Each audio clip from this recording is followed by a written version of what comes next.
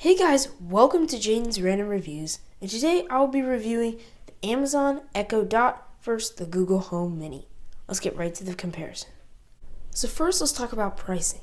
These are both priced at $49.99, but they're both on sale for $29.99, and that sale has been going on for quite a long time.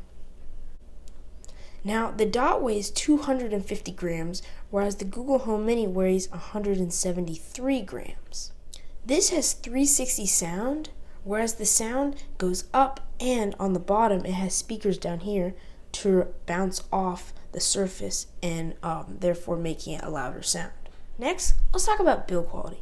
Now, I definitely have to say that the Google Home Mini looks a lot better than the Amazon Dot. I like how Google Home still has the volume down and the volume up, but they're hidden.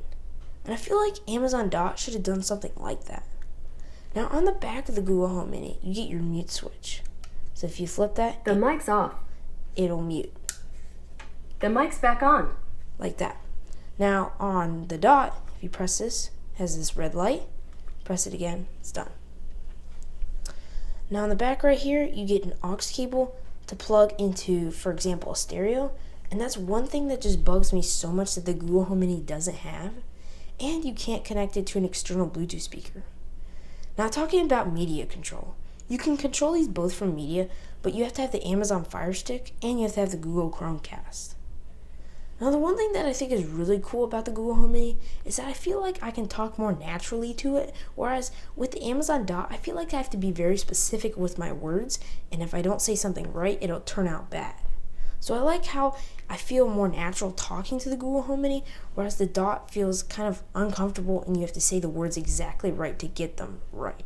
Next, let's talk about sound. Now, I definitely have to say that the Google Home Mini sounds a lot more natural rather than the Amazon Dot sounds more robotic. So let's give it a test. Okay, Google, what's the weather like? Right now in Raleigh, it's 26 and cloudy.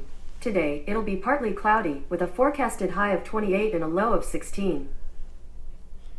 Hey Alexa, what's the weather like? In Raleigh, it's 26 degrees with cloudy skies.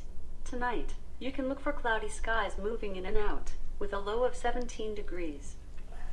Now, if you notice how this sounds more natural and just a lot clearer rather than this sounds more robotic and doesn't sound as good as the Google Home Mini does. Now, these both are capable of having smart plugs connected to them. Now, one of the things that I like a lot better about the Dot than the Google Home Mini is that if you're a Prime member, you can access Prime Music through the Amazon Dot, whereas you have to be a member of Spotify on the Google Home Mini in order to play music.